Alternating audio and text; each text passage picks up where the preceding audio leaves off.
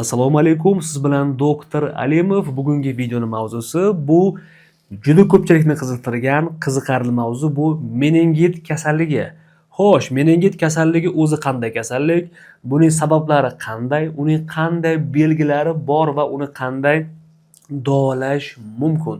Va meningitni yaxshi davolamasa inson hayotiga qanday qilib jiddiy xavf soluvchi asoratlar berish mumkin. Xo'p, qimmatli vaqtingizni ko'p olmagan holatda, demak, kasallik haqida boshlaymiz. Meningit degani bu insondagi bosh miya pardalarining yallig'lanishiga meningit kasalligi deyiladi. Xo'sh, bu insonni bu tushunish uchun miyasini oladigan bo'lsak, uni miyasini ustida bir necha qavat pardalari mavjud. Meningit kasalligida miyaning ichki, o'sha parenxima ichki joyi emas, balki uni pardalarining zararlanishi tushuniladi. Xo'sh, meningit kasalligining qanday belgilari mavjud? Birinchisi bu ko'pincha meningitga xos bo'lgan narsa yuqori nafas yo'llari infeksiyasidan keyin boshlanishi. Bemorlarda nazofaringit, burun bitishi, xo'p, tomoq sohasida og'riq, haroratning 38-39, ayrim paytda 40 bo'lishi, undan keyin kuchli bosh og'rig'i, umumiy miya simptomlari, kuchli bosh og'rig'i, ko'ngil aynishi, qayt qilish, xo'p, undan tashqari kayfiyatning tez buzilishi, meningitga xos bo'lgan yana bir belgi bu meningit infeksiyasi rivojlangan payti yuqoridagi belgilar bilan birgalikda bemor yorug'likka qaragan paytda yorug'lik unga yoqmaydi yoki fotofobiya degan narsa bor, yorug'likdan qochishlik nazarda tutiladi. Keyingi belgimiz bu insondagi ensa mushaklarining rigidligi yotadi. Bu bemorni buni tekshirish juda oddiy. O'sha meningitga shubha qilingan bemorni yotqizilgan payti, xo'p, sekin uni boshini ko'tarib ko'rgan payti bo'yin qon tomirlari, bo'yin mushaklari qotib qolgan bo'lsa, bunda rigidlikning 3 ta darajasi bor. Rigidligiga qarab ham biz bemorda meningit rivojlanmayaptimikin degan shubhaga borish mumkin. Keyingi belgi bu tanada toshadigan har xil toshmalar. Bu ko'pincha meningokoksemiya infeksiyasiga xos bo'lgan belgi. Xo'sh, meningitni nima chaqiradi? Qaysi holatdan keyin meningit rivojlanadi? Meningitni keltirib chiqaruvchi bir nechta asosiy sabablar mavjud. Xo'p, birinchisi bu bakterial sabablar. Ko'pincha o'sha meningokok infeksiyalari yoki boshqa bir stafilokok, streptokok, boshqa bir infeksiyalarning fonida ham bu infeksiya butun organizmga tarqaladi. Infeksiya tarqalgandan keyin Xudo shunday insonni yaratganki, bu aslida o'zi gematoensefalitik baryer degan holat bor. Bu miyaning tabiiy to'sig'i. Qon bilan har xil oziqalar borgan paytda miya to'qimasiga har xil bakteriyalarning kirmasligi uchun o'sha gematoensefalitik baryer himoya qilib turadi. Meningitda esa inson immun sistemasi pasaygan paytda gematoensefalitik baryerning o'tkazuvchanligi oshib ketganda bevosita o'sha pardalarga ham tarqalib, ayrim holatlarda meningoensefalit degan holat bor, miya to'qimasiga ham tarqalib ketishi bilan namoyon bo'lishi mumkin. Xo'p, birinchisi bu bakteriyali sabablar. Ikkinchisi bu ayrim virusli infeksiyalar.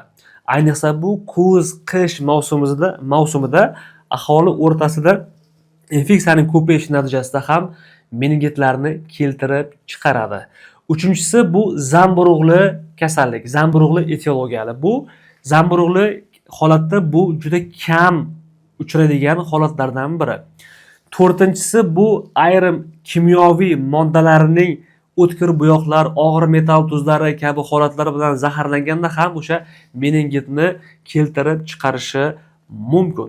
Xo'p, meningitga diagnoz qo'yish uchun, uni vaqtida davolash uchun nimalar qilishga e'tibor berish kerak?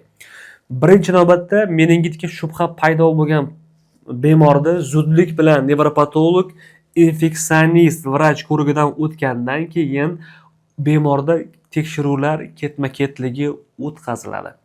Birinchi navbatda bemorni nevrostapsi deymiz, nevropatolog ko'rganda unda ikki xil belgilarni ajratib olish mumkin. Birinchisi bu umumiy miya belgilari.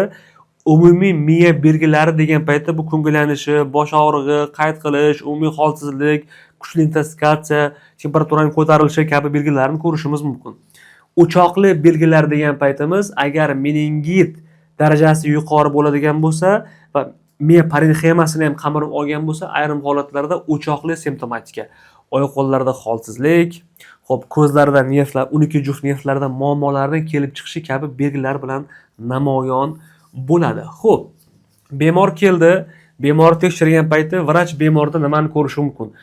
Birinchi obyektiv ko'rikda umumiy miya simptomlarini ko'rdi, inson mushaklari yigitlarini ko'rdi, meningitga xos bo'lgan o'sha brudzinskiy simptomlari bor. O'sha simptomlarni hammasini ko'rib bo'lgandan keyin birinchi navbatda umumiy qon tahlili va albatta likver degan tekshiruv. Likverni biz ko'pincha markaziy nerv sistemasini o'zida bosh va orqa miyaning o'rta qismida aylanuvchi tabiiy suyuqlikka likver deyiladi.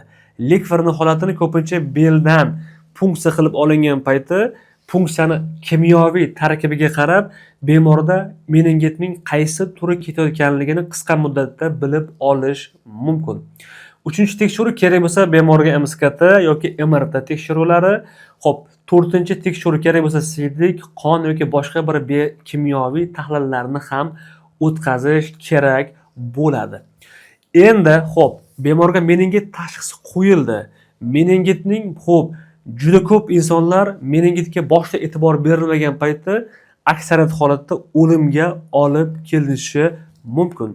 Xo'p, bemor keldi, unga meningit tashxisi qo'yildi. Uni davolash uchun o'sha zahotiyoq boshlab yuborilish kerak bo'ladi.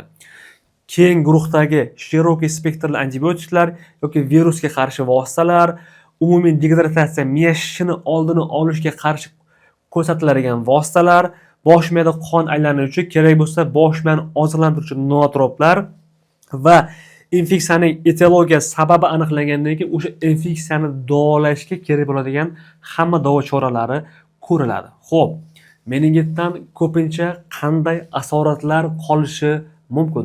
Aytaylik, shunday ehtimollik bor, meningit vaqtida yetarli davolanmadi yoki davo choralari yaxshi olib borilmadi. Bu holatda bemorda bo'lishi mumkin. Eng ko'p asoratlar surunkali bosh og'rig'i.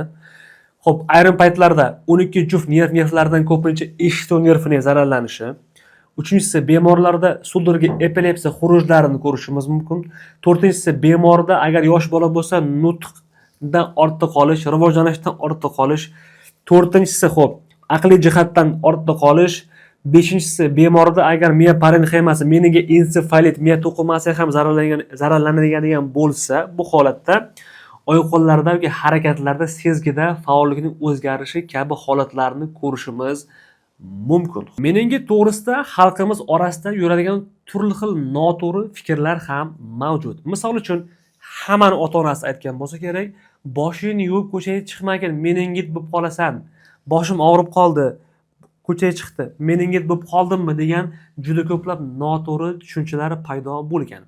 Meningit bu o'ta o'tkir kasallik. Faqatgina boshni bitta joy og'rib yurmaydi meningitda, juda kuchli boshqa bir simptomatika bilan namoyon bo'lishni boshlaydi. Boshni yuvib ko'chaga chiqqanda bosh mushaklarida, ya'ni lokal o'sha o'choqlarda bosib ko'rgan payt og'riqlar bo'lishi, bu ko'proq boshidagi inson nervining yallalanishi, uch shox nervining yallalanishi yoki boshdagi mushaklarning o'zining lokal yallalanishiga olib kelishi mumkin. Bu ikkita narsani bir-biridan xo'p ajratib olish kerak bo'ladi. Sizda meningit haqida qanday savollar mavjud? O'z fikrlaringizni kommentariyada qoldirishingiz mumkin va videoni boshdan boshlangan va oxirigacha qo'yilgan meningit to'g'risida agar savol va murojaatlar bo'lsa yoki konsultatsiya olish uchun yuqoridagi quyidagi nomerlarga telefon qilib yozdirishingiz mumkin. Siz bilan doktor Alimov bo'ldi.